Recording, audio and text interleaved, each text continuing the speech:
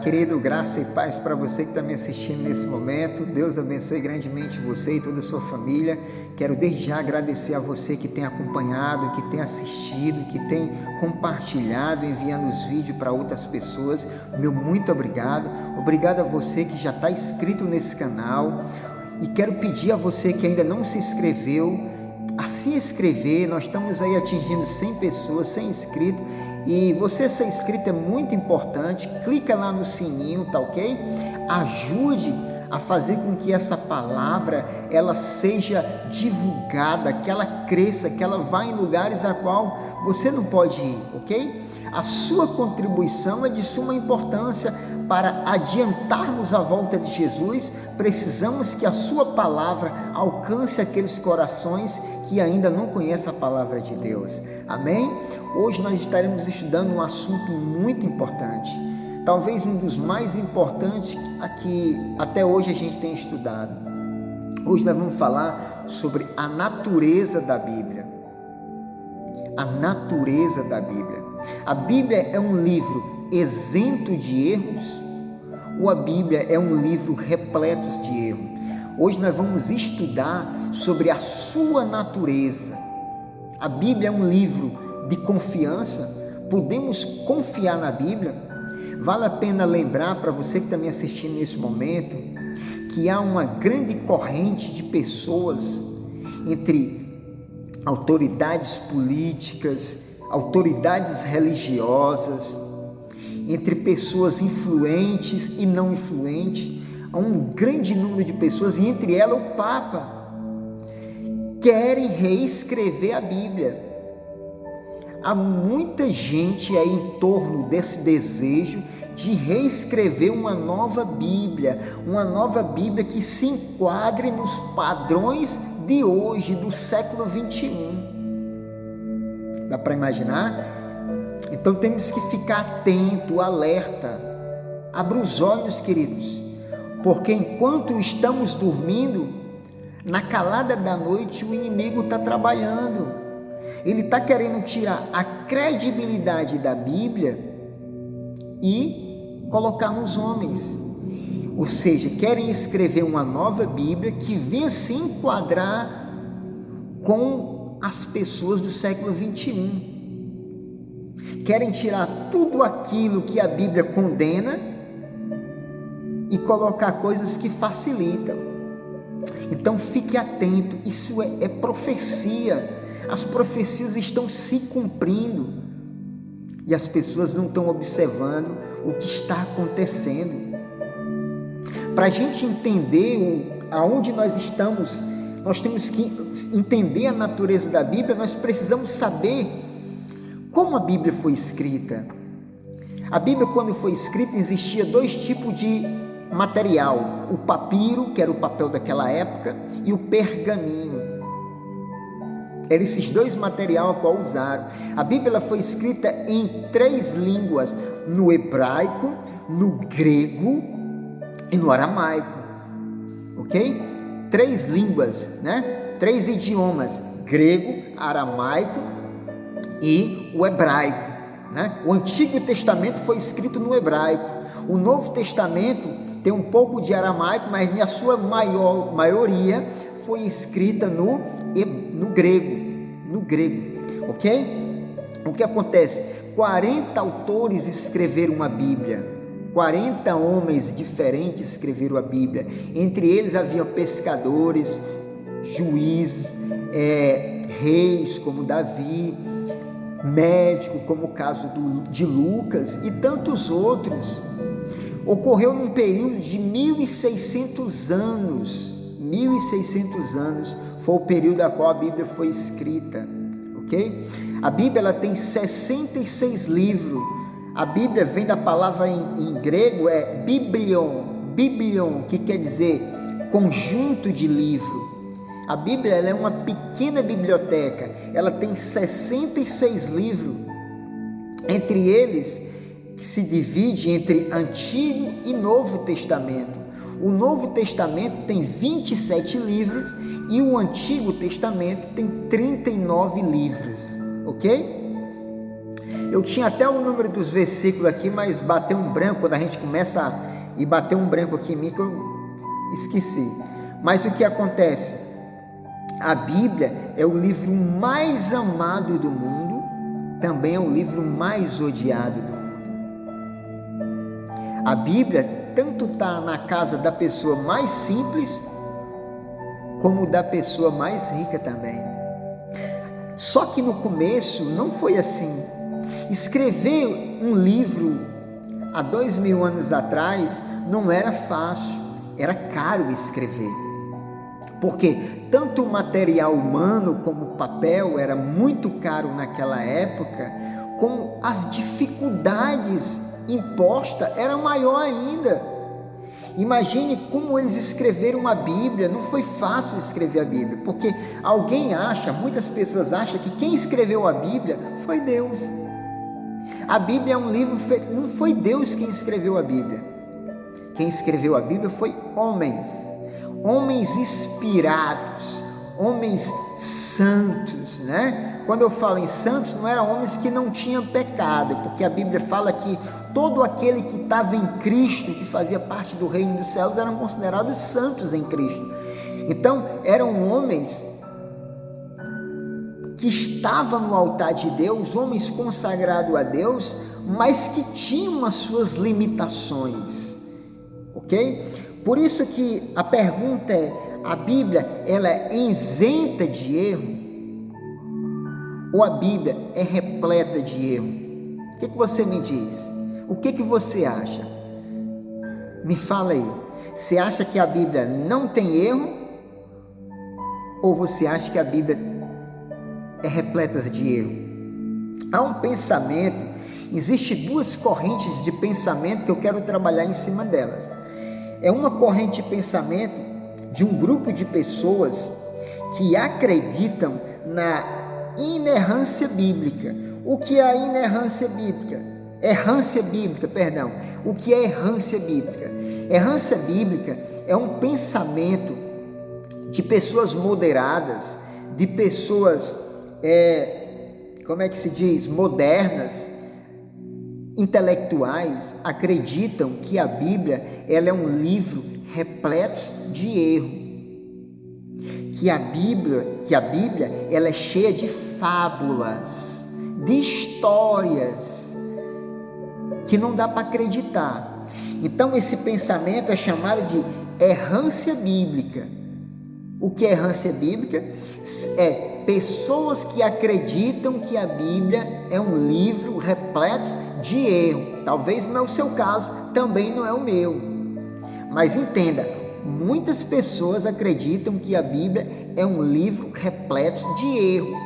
Os céticos, os ateus e tantos outros, aqueles camaradas que têm um PhD, autoconhecimentos, eles desacreditam da Bíblia. Se tem motivo, não sei, mas não tem problema desacreditar da Bíblia. Também tem outro grupo que é chamado de inerrância bíblica. O que é inerrância bíblica? Inerrância bíblica é defendido por um grupo de evangélicos que são evangélicos mais radicais, né? Eles são mais tradicionais, que acreditam que a Bíblia ela é isenta de erro. A Bíblia não tem erro. A Bíblia não pode errar. É de total confiança. Não existe nenhuma possibilidade de erro. Perceba que há dois pesos aqui. Um lado diz que a Bíblia é repleta de erro. Do outro lado diz que a Bíblia é isenta de erro. E aí? E como a gente fica diante de dois pesos desses? Certa vez eu conversando com um amigo, e esse amigo, nós falamos sobre como lidar com pessoas, e ele disse assim: Ivanildo, pessoas é como colocar água na mão. Coloque água na sua mão. Se você fechar, você derrama, e se você abrir, a água derrama. É muito difícil lidar com pessoas. E eu fiquei observando ele lá e falando, e eu disse: é verdade. Perceba que um grupo acreditam que a Bíblia é isenta de erro. Outro grupo acha que a Bíblia é repleta de erro. E como ficar no meio de dois pesos desses? Diante de tanta dúvida, de tanta incerteza? Temos que ter equilíbrio. Como ter equilíbrio diante de tantas dificuldades ou de tantos pensamentos como esse? Perceba que a Bíblia é um livro santo, mas feito por homens. Não veio um anjo lá do céu e escreveu a Bíblia. Não foi assim que escreveu. Também não foi uma pessoa fechou o olho e de repente Deus dizia, vai, faça isso, escreve. Não foi assim também não. Quando a gente vai para o livro de Pedro, na segunda carta de Pedro, no capítulo 1, versículo 21, tem um texto que me chama a atenção quando ele diz assim, porque nunca jamais qualquer profecia foi produzida por vontade humana. Entretanto, homens santos, movidos pelo Espírito Santo, falaram da parte de Deus. Então a Bíblia não foi um livro elucidado por vontade humana, mas homens de Deus, movidos pelo Espírito de Deus, escreveram a Bíblia. Quando eu vou lá para Timóteo, no capítulo 3 de segunda carta aos Timóteo, ele me chama a atenção com esse outro texto que diz assim no versículo 16, quando ele diz assim, toda a escritura é inspirada por Deus. Olha que coisa linda. Toda a escritura inspirada por Deus é útil para o ensino, para a repreensão, para a correção, para a educação na justiça, a fim de que o homem de Deus seja perfeito e perfeitamente habilitado para toda e boa obra. Aleluia! A Bíblia, ela é um livro de Deus. Ela é uma carta santa. Mas pelo fato de ser uma carta santa de Deus, perceba que ela foi escrita por homens. A Bíblia diz que tudo que Deus fez era perfeito. A Bíblia diz que quando Deus acabou de fazer o mundo, ele olhou e disse, eis que é muito bom, estava tudo perfeito. Mas quando Deus faz o homem, coloca na terra, e é tudo que o homem coloca a mão, não é mais perfeito, porque o homem é imperfeito. E perceba que há 2000 anos atrás, a dificuldade que eles tiveram para escrever a Bíblia não era como hoje. Hoje uma Bíblia, hoje produz milhares de Bíblias rapidamente nas casas, nas publicadoras, aonde faz Bíblia, né? É uma rapidez e uma agilidade tão grande, aquelas máquinas trabalhando, produzindo milhares de Bíblias que se espalham pelo mundo afora, mas antes não foi assim. A primeira não foi assim, teve suas dificuldades. Perceba que alguns escritores escreviam o que relatavam de terceiros. Por exemplo, Pedro, quando ele escreve, ele teve convivência com Jesus, mas já Lucas não teve. Quando partimos para o Evangelho de Lucas, o médico Lucas, ele escreveu o que ele ouviu relatado pelos discípulos e por terceiros. Então eles relatavam o que ouviam. E tudo que está escrito na Bíblia, exceto as profecias, no caso uma parte de Daniel e Apocalipse, o resto tudo foi coisas que se passou, era coisas passadas, e eles escreviam acontecimentos que haviam acontecido, para que esse acontecimento contribuísse para o crescimento espiritual do povo de Deus. Você está entendendo? Por exemplo, quando nós chegamos no livro de os Evangelhos, por que 4 Evangelhos? Por que Mateus, Marcos, Lucas e João? Não poderia ser um só? Poderia, mas Deus permitiu que fosse 4. Deus permitiu que fosse 4, por quê?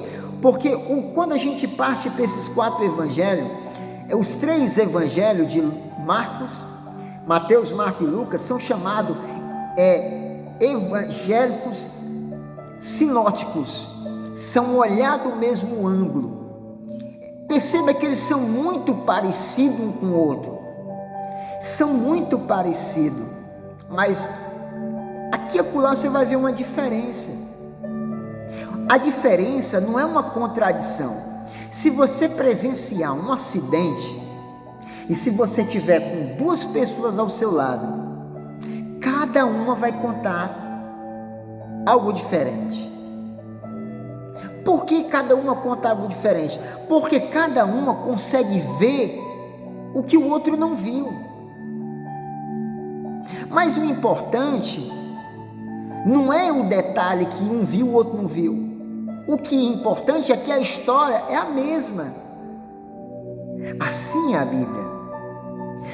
Quando o Evangelho de Mateus, ele foi escrito para os judeus, a nação judaica, os escolhidos, raça eleita, povo de Deus, sacerdote de Deus, nação santa. O Evangelho de Mateus foi feito para os judeus. O Evangelho de Marcos foi feito para a nação poderosa. Quem era a nação poderosa daquela época? Roma. O livro de Marcos foi escrito para os romanos. O livro de Lucas foi escrito para os gentios. E o livro de João foi escrito para os cristãos, aqueles que não viram Cristo, mas que se converteram mediante os seus relatos, que somos nós. Você entendeu porque cada um foi escrito? Porque Deus tinha um propósito, tinha pessoas para ser alcançadas com cada livro desse.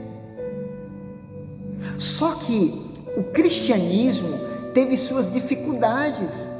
Após a morte dos discípulos, o que Paulo temia de lobos ferozes entrar dentro da igreja, aconteceu. A igreja cristã, a igreja primitiva de Cristo, foi perseguida. Durante os 3 primeiros séculos, houve uma grande perseguição. Ser cristão naquela época era motivo de crime. Era ilegal. E o que é uma coisa ilegal? Uma coisa ilegal é algo que você e eu não podemos fazer. Se a gente fizer, podemos ser presos. É uma transgressão da lei. Quando mata, quando rouba, quando pratica um delito, você fez algo ilegal, então é preso. Naquela época, ser cristão era ilegal, era motivo de ser preso. Então o que acontece? O que acontece é que, como o cristianismo ele foi perseguido, um dos imperadores, chamado Domiciliano, ele mandou prender, matar, queimar os cristãos. Nério fez um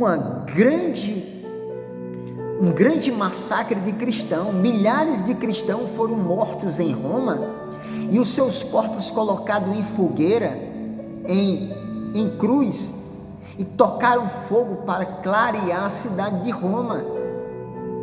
Olha como o cristianismo foi perseguido. Então o que acontece? A Bíblia, ela foi perseguida. Os cristãos ou entregavam suas Bíblias para que Roma queimasse, ou eles próprios seriam condenados à fogueira. Então milhares e milhares de exemplares da Bíblia foram queimados, destruídos. Por que é tão difícil encontrar um original da Bíblia hoje? Recentemente encontraram os 5 livros de Moisés, se eu não me engano, que tinha mais de 2000 anos, e venderam por uma fortuna. Então, a dificuldade de ter um original, porque tocaram fogo, porque foi destruídos, tentaram apagar, tentaram destruir a palavra de Deus para que ela não chegasse nas nossas mãos. Aí, o povo de Deus foi perseguido por Roma, foi perseguido pelos imperadores romanos, foi perseguido depois, muito tempo na frente, pela Igreja Romana. Durante muito tempo, a Igreja Católica Apostólica Romana proibiu não aceitava que o povo lesse a Bíblia. Só quem podia ler a Bíblia era os padres. Você lembra lá que antigamente a missa o padre lia em latim, fazia a missa em latim de costa para o povo? Então, durante muito e muito tempo, a Bíblia ela não era permitida nem pela Igreja Católica, nem os católicos podiam ler a Bíblia. A Bíblia era um livro que as pessoas tinham medo. Daí, ela foi preservada pelos valdenses. Você pode ler, pesquisar na internet a história dos valdenses, que por mais de 1000 anos eles permaneceram preservando a palavra de Deus. Eles moravam em cavernas, nas montanhas, viviam escondidos, com as suas Bíblias, escrevendo elas e espalhando pelo mundo afora. Até que Deus usou também os reformadores, João Wesley, Jerônimo, Martinho Lutero e tantos outros que se levantaram em 1600 e fizeram a reforma. Hoje nós temos a Bíblia com a maior facilidade, nós temos uma Bíblia na nossa mão. Mas essa Bíblia que hoje está nas suas mãos, nas minhas mãos, milhares e milhares de pessoas morreram para que ela chegasse até aqui, até onde nós estamos. Mas o que fica no ar é: Ivanildo, a Bíblia, ela é de total confiança? Essa Bíblia que nós temos hoje, que é uma xerox, é de confiança? Será que não há necessidade de reescrever uma nova? Não. Sabe por que não há possibilidade de reescrever uma nova Bíblia? Porque Pedro não está mais aqui, Paulo não se encontra mais aqui, Daniel não está mais aqui, Moisés não está mais aqui, Jeremias, Isaías, Elias, nenhum deles estão aqui. Se nenhum deles estão aqui, é impossível escrever uma nova Bíblia. A Bíblia que nós temos em mãos é de total confiança. O que nós temos aqui é suficiente para alcançarmos a eternidade, alcançarmos o céu. O que acontece por pequenos detalhes, são detalhes. Por exemplo, o livro de Mateus, ele fala de uma história de um cego. O cego de Jericó. 2 cegos foram curados. E quando nós vamos lá para o livro de Marcos, diz que é um. Mateus fala que um leproso foi curado, que estava lá no cemitério. 2. Quando vai para Marcos, diz que é um. Mas isso não é uma contradição, é um olhar de um ângulo diferente. Um escritor entendeu que era 2, o outro entendeu que era 1. Não há diferença. O importante é que o foco é o quê? É a história. Foi um milagre, foi o acontecimento em si que Jesus fez na vida daquela pessoa. Isso sim é importante. Se era 1, se era 2, não importa. Números são pequenos detalhes que não fazem diferença. Você está entendendo? Não há contradição na Bíblia. Alguns pequenos detalhes que ficaram a desejar não acrescenta nem diminui a nossa fé. Hoje nós temos um livro de total confiança. Podemos confiar nesse livro, sabe, queridos? E está se levantando um grande número de pessoas contra este livro. Pessoas que querem a favor do aborto, a Bíblia é contra. A favor do casamento de duas pessoas do mesmo sexo. A Bíblia condena. Mas sabe o que acontece? Que a grande maioria quer agradar, querem fazer coisa para agradar o ser humano. E sabe o que eles querem fazer? Mudar a Bíblia. Eles não querem mudar a vida deles. Eles não querem mudar o caráter. Não querem mudar suas atitudes, seus hábitos. Então vão mudar quem? A Bíblia. E Deus. Será que Deus vai permitir? Será que Deus nos preparou para o que ia acontecer no século 21? Olha o que diz no livro de Mateus, no capítulo 24 de Mateus. Queridos, isso aqui é o que estamos vivendo hoje. Precisamos acordar, precisamos ficar atento que o inimigo tem trabalhado na madrugada, ele tem trabalhado, ele tem se levantado contra a palavra de Deus. Ele não conseguiu destruir ela no passado, ele quer destruir agora, no futuro, no presente, colocando a dúvida. Então muitos acham que a Bíblia é um livro errante. Não é. Não é um livro de fábula, mas também não é um livro perfeito, como alguns acham. A Bíblia ela tem um suficiente, a qual eu e você precisamos, para ter uma vida pautada no assim diz o Senhor. O que há na Bíblia é suficiente para mim e para você, ponto. Ela nem é totalmente, ela não é perfeita totalmente e nem é totalmente errada. Por isso que temos que ter um equilíbrio. Temos que ser equilibrado. Então, Jesus já nos preparou para o que ia acontecer agora nos nossos dias. Quando eu vou para o livro de Mateus 24, olha só o que diz aqui, a partir do versículo 10. Nesse tempo, abre a tua Bíblia, confere. Olha o que diz aqui, ó. Nesse tempo, verso 10, muitos hão de se escandalizar, trair e odiar uns aos outros. Passado, presente e futuro. Que tempo é esse? Que tempo é esse? Será possível que nós estamos vivendo em um tempo em que muitos hão de se escandalizar, trair e odiar uns aos outros? Será que nós não estamos vivendo esse tempo? Será que o tempo não é esse a qual Jesus falou há 2000 anos atrás? É agora. Nós estamos vivendo diante disso aqui. Isso não aconteceu com os discípulos. Está acontecendo no nosso tempo. Ele falou para mim e para você, nesse tempo. É esse agora. No versículo 11 ele diz assim, ó, levantar-se-ão muitos falsos profetas e enganarão a muitos, cheio de mentirosos, enganadores, falsos profetas, pregando falsas curas. É só o que vê na televisão, no rádio, na internet.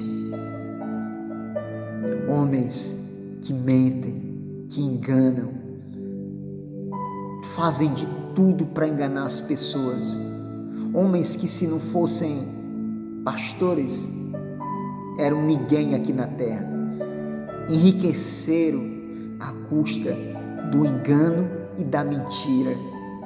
É a Bíblia dizendo que nesse tempo se levantaria homens deste jeito. E ele diz mais,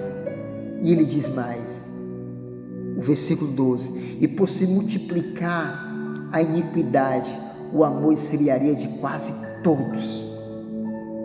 Pergunto para você, tem o amor esfriado ou não? Tem a iniquidade, o pecado tem aumentado ou não? A maldade, ela tem aumentado a cada dia. Filhos matam seus pais para ficar com a herança. Pais abusam de crianças, seus filhos. Meninas abusadas sexualmente pelos pais, engravidam. Pai mata filho, filho mata pai. Traição, mentira, roubo, sequestro. A iniquidade aumentaria, disse Jesus, nesse tempo. Esse é o tempo que estamos vivendo agora. Isso aqui não é algo para o futuro. É algo que estamos vendo hoje, no presente. A iniquidade se aumentando. É o que estamos vendo agora. Em função disso, o amor esfriaria de quase todo. Hoje as pessoas não amam mais umas às outras. Não se dói pelo sofrimento do outro. Vivemos em um tempo em que o coração humano está frio. O amor está esfriando. Pessoas morrendo ao lado uma das outras e ninguém passa de lado, como o sacerdote, como o levita, e faz de conta que não está vendo nada, não é comigo, e passam de lado. Estamos vivendo ou não estamos vivendo um tempo tal como esse que Jesus falou há 2000 anos atrás? O que Jesus falou está se cumprindo agora, diante de nossos olhos.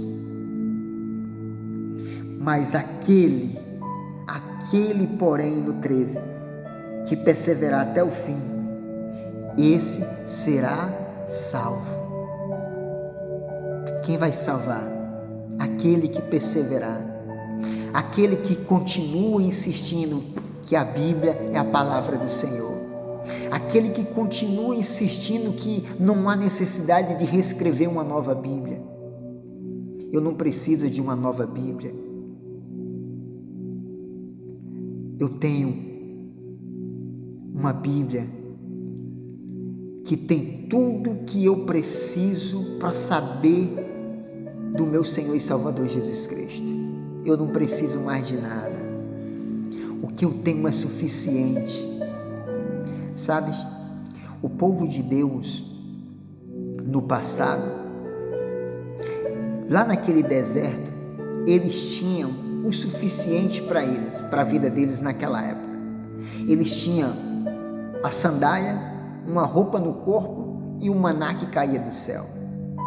Aquilo era suficiente.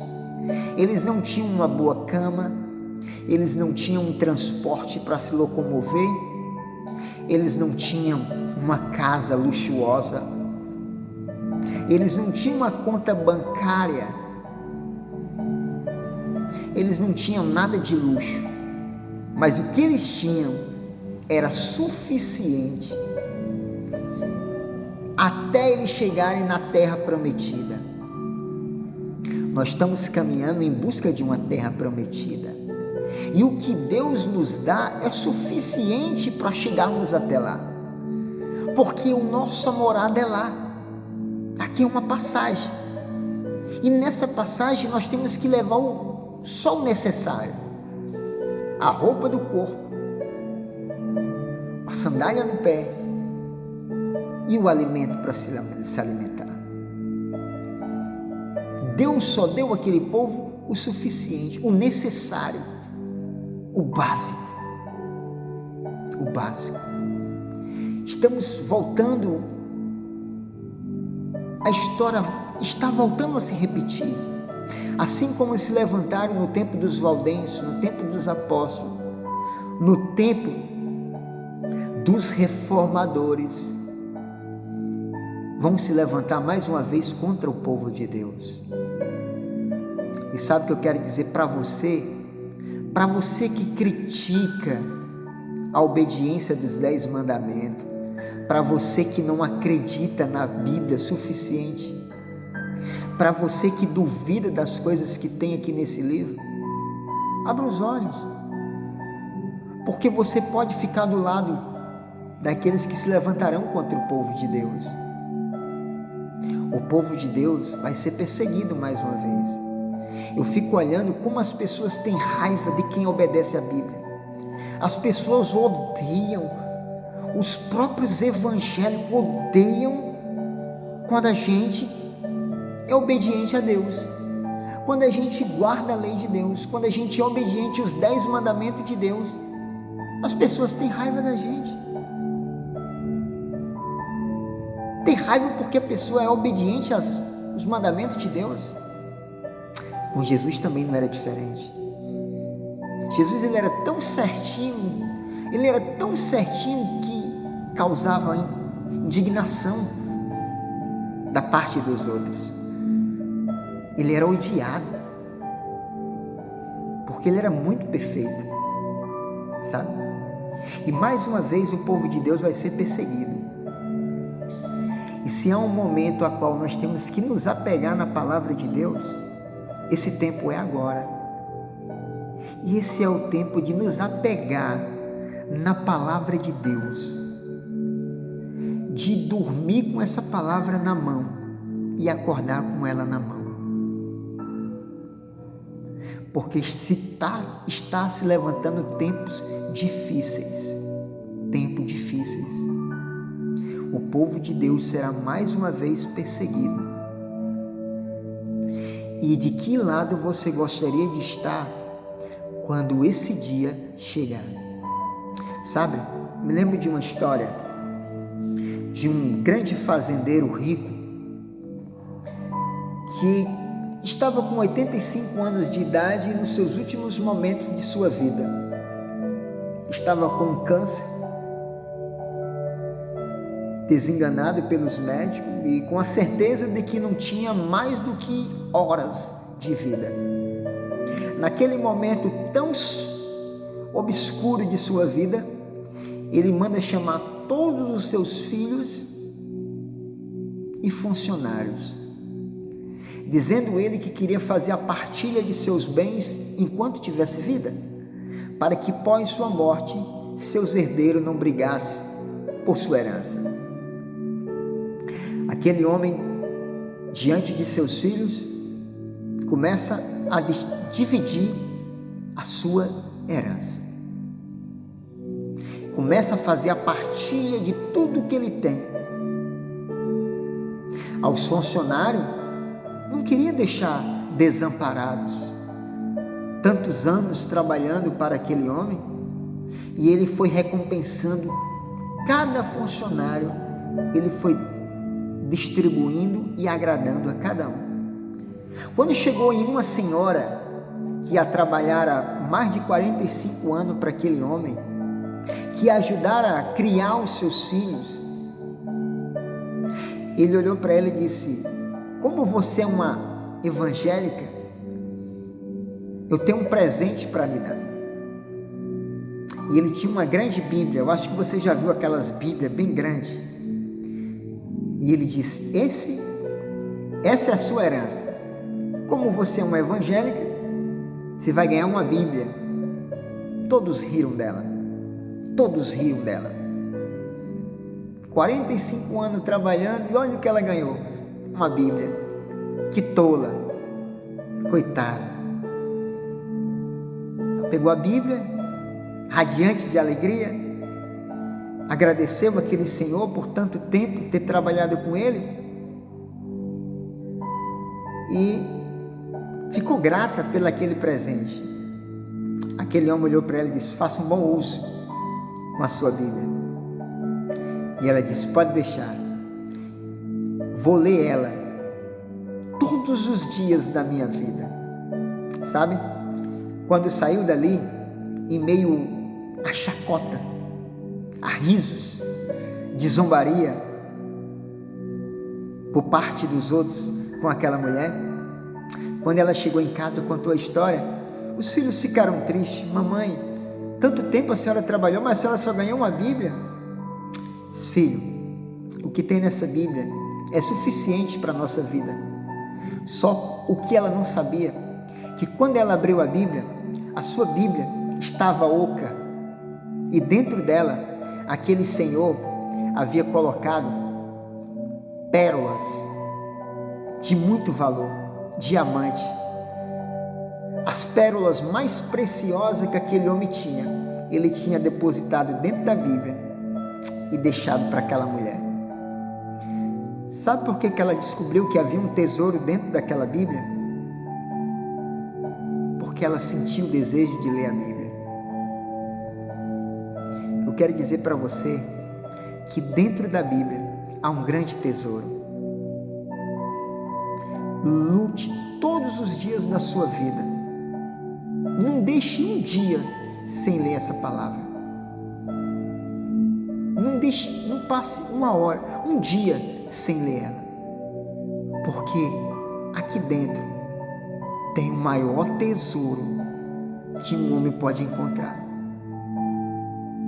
Que Deus possa abençoar a minha vida e a sua vida. E que nesses tempos de luta, nesses tempos difíceis, nós possamos optar em estar do lado de Deus. Vamos orar? Senhor, nosso Deus e nosso Pai, te agradecemos imensamente por tudo que o Senhor tem feito. Abençoe a nossa vida, dá-nos paz e que possamos, pelo poder e pela graça do Senhor Jesus Cristo, ser vitoriosos por meio daquele que não sabe o que é derrota. Perdoa os nossos pecados e abençoa a minha vida e a vida desse teu filho e da tua filha, em nome de Jesus. Amém e amém. Que Deus abençoe você e a sua família e até a próxima, em nome de Jesus.